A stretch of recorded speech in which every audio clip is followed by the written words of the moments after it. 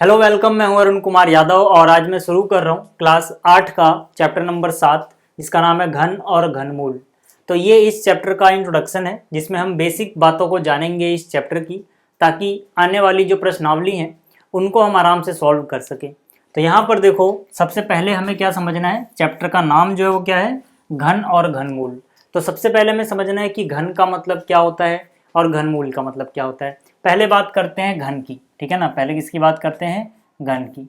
देखो घन का क्या मतलब है कि अगर आप किसी भी नंबर को उसी नंबर से 3 बार गुणा करते हो तो जो आपको मिलता है वो उसका घन होता है। जैसे कि मान लो हमारे पास एक है, ठीक है, और मैं एक को एक से ही 3 बार गुणा करूं तो मुझे क्या मिलेगा, तो मुझे मिल जाएगा एक।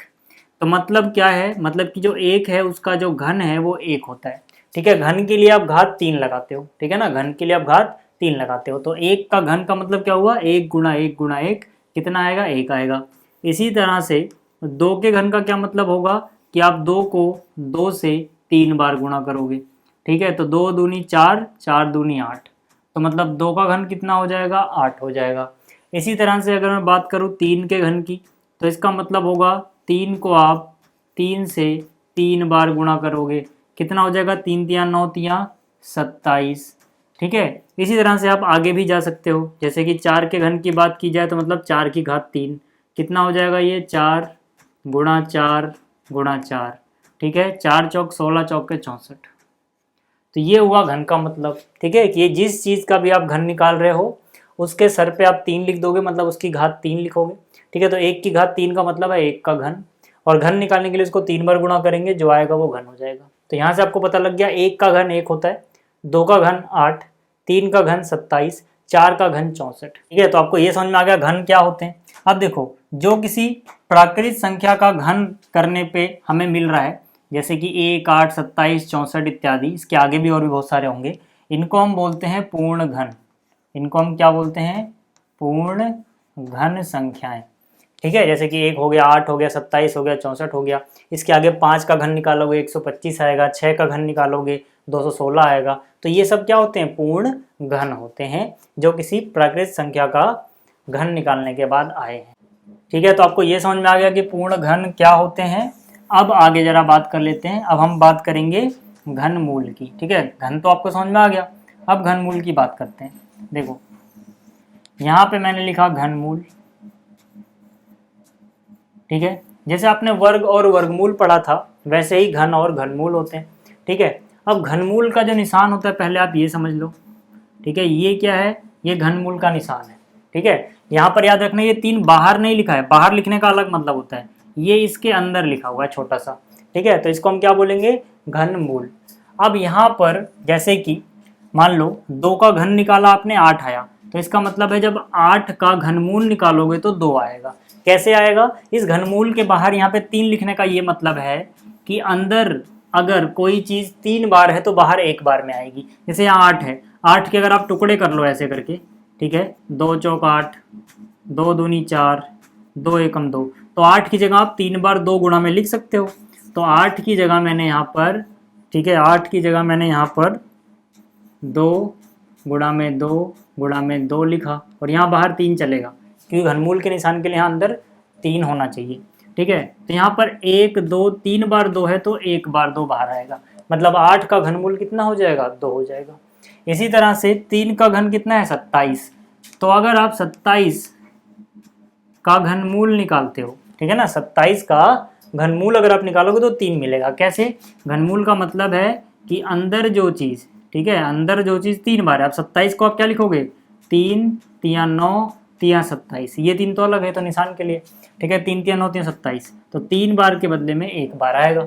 इसी तरह से अगर आप 64 का घनमूल निकालते हो, ठीक है, तो आपको पता है 4 का घन कितना होता है, 64, तो इसका मतलब है कि अंदर जो चीज़, ठीक है, 64 को आप लिख सकते हो 4 चौक 16 चौके 64, कितना आ जाएगा, 4 आ जाएगा। ठीक है, तो यहाँ से इस तरह से आप घन और घनमूल को समझ सकते हो। अब आप एक इम्पोर्टेंट बात याद रखना, ठीक है, आप एक इम्पोर्टेंट बात याद रखना जो मैं यहाँ पे बताने वाला हूँ। ठीक है, पहले आप इसे चाहो तो उतार लेना। ठीक है, अब देखो, अब यहाँ पे हमें एक इम्पोर्टेंट बात क्या याद रखनी है कि हमने वर्गमूल का निशान ऐसे पढ़ा था। ठीक है, ये क्या था, ये वर्गमूल का निशान था, ठीक है, ये था वर्गमूल का निशान। और घनमूल का निशान हमने ऐसे पढ़ा, ठीक है, ये किसका निशान है, ये है घनमूल का निशान। ठीक, तो यहाँ पर घनमूल का मतलब क्या, अंदर जो चीज 3 बार होगी तो 1 बार बाहर जाएगी। वर्गमूल में अंदर जो चीज 2 बार बाहर होती थी वो 1 बार जाती थी। तो इसका मतलब होता है यहाँ 2 छुपा होता है, हम लिखते नहीं है, जब नहीं लिखोगे तो उसका मतलब तब भी वही है, 2 रहेगा, बट अगर आप लिख देते हो तब भी गलत नहीं है अंदर, ठीक है। और एक बात आपको याद रखनी है, ठीक है, कि यहाँ पर मान लो जैसे 3, ठीक है, और ऐसे करके 64 लिखा हुआ है, और यहीं पर, ठीक है, यहीं पर, ठीक है, यहीं पर ये 64 और ऐसे करके लिखा हुआ है, ये दोनों अलग अलग बातें हैं, ठीक है, ये चीज़ और ये चीज़, ये दोनों अलग अलग बातें हैं। देखो यहाँ कुछ नहीं तो समझो 2 है, मतलब कि ये वर्गमूल है, ठीक है, जब कुछ नहीं अंदर लिखा हुआ है तो ये वर्गमूल है, जबकि ये क्या, ये घनमूल है। तो मतलब कि इसके, ठीक है, ये जो ये निशान है, इसके अंदर 3 लिखने का मतलब होता है घनमूल, बाहर लिखोगे वो अलग चीज़ है। अगर हम इन दोनों को सॉल्व करेंगे तो कैसे होगा, देखो यहाँ पर, यहाँ 3 लिखा है, इसका मतलब घनमूल है। 64 को लिख सकते हो 4 गुणा 4 गुणे 4, 4 चौके 16, चौके 64, तो 3 बार यहाँ पे 3 लिखा है, तो 3 बार के बदले में 1 बार बाहर आएगा। मतलब इसका मतलब 64 का घनमूल कितना होता है, 4 होता है।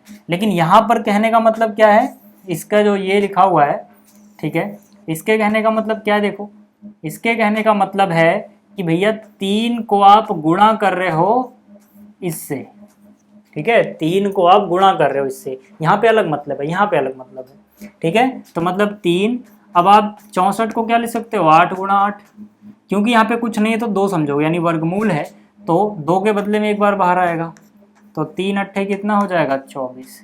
तो आपको दोनों में अंतर नजर आया होगा। यहाँ पर मतलब है 3 को आप 64 के वर्गमूल से गुणा कर रहे हो, ठीक है ना, ये क्या है जिसको मैंने गोला किया, वर्गमूल, जबकि ये क्या चीज है, ये है घनमूल, ठीक है। तो आप याद रखना कि बाहर ऐसे लिखने का और अंदर ऐसे लिखने का मतलब अलग अलग होता है। ये घनमूल होगा, इसका मतलब है 3 गुणा में 64 का वर्गमूल, ठीक है। तो 64 का वर्गमूल 8 होता है, तो 8 को 3 से गुणा करोगे 24 आ जाएगा, जबकि 64 का घनमूल 4 होता है, तो ये 4 आएगा। तो इतनी बातें तो आपको समझ में आ गई।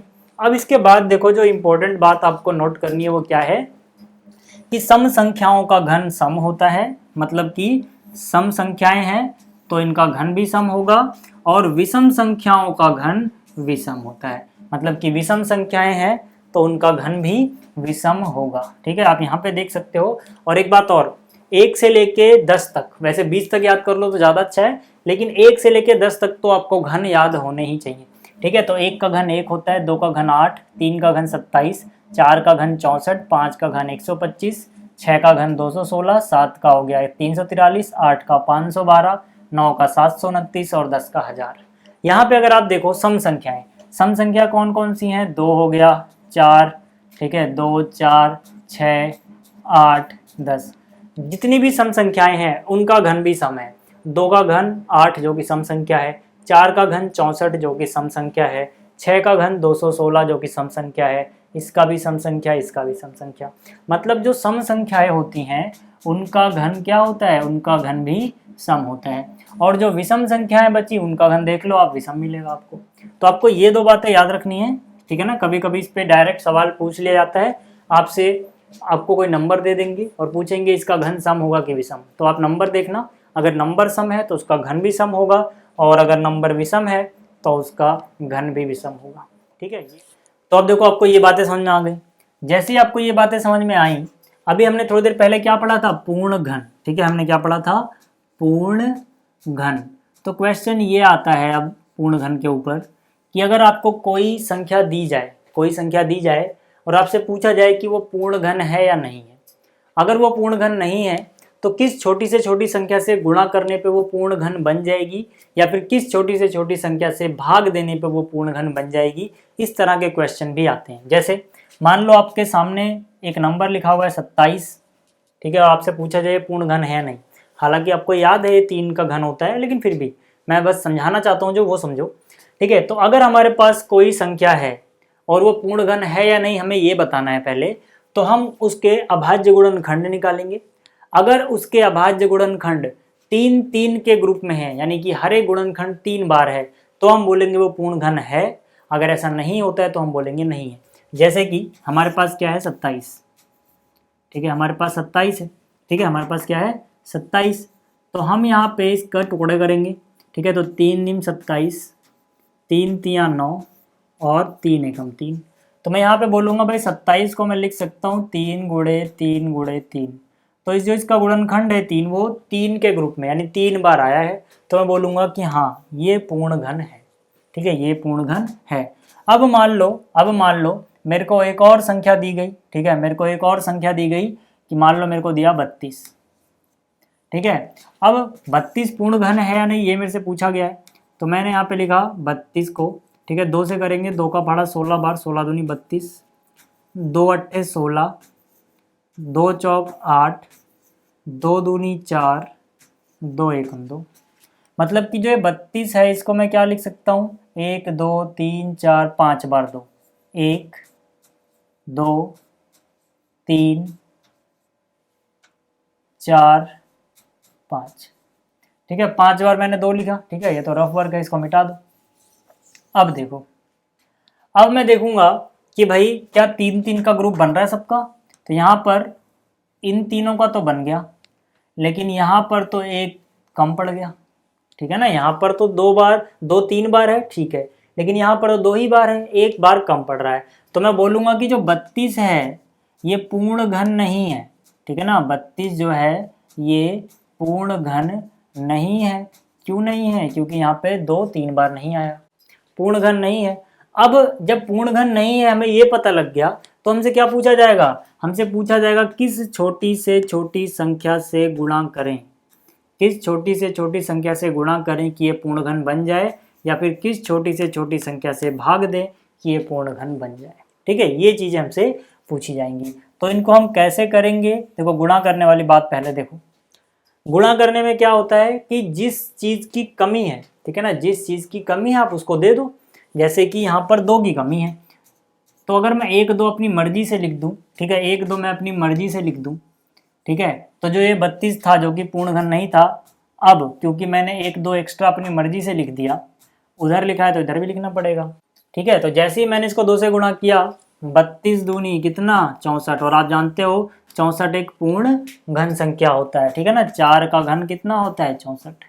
तो मतलब हम बोलेंगे, ठीक है, मतलब हम यहाँ पे क्या बोलेंगे, हम बोलेंगे 2 से गुणा करेंगे, ठीक है, 2 से गुणा करेंगे तो ये पूर्ण घन बन जाएगा, ठीक है। चलो अब आपको ये तो समझ में आ गया कि गुणा किससे करेंगे।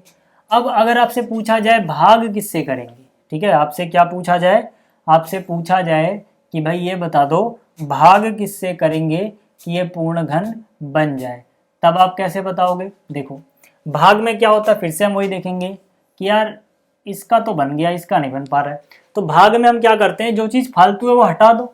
जब भाग करेंगे तो कट जाएगा ना, तो किससे भाग करें, 2 गुणा 2 यानी कि 4 से, ठीक है। जो चीज़ का ग्रुप नहीं बन पाया उसी से भाग करते हैं, याद रखना।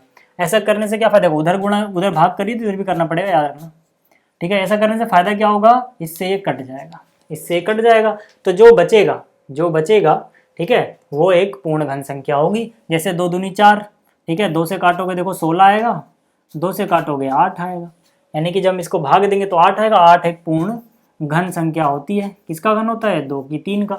यहाँ भी आप देख लो 2 की 3 बच रहा है।